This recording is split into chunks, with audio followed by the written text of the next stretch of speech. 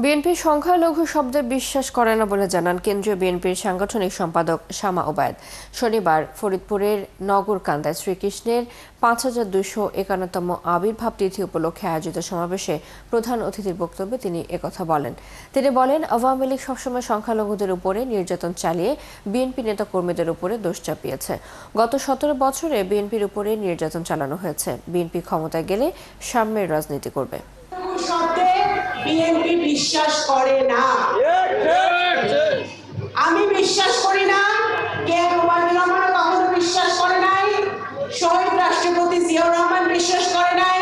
বেগম খালেদা জিয়া বিশ্বাস করে না এবং জনাব তারেক রহমানও বিশ্বাস করে না।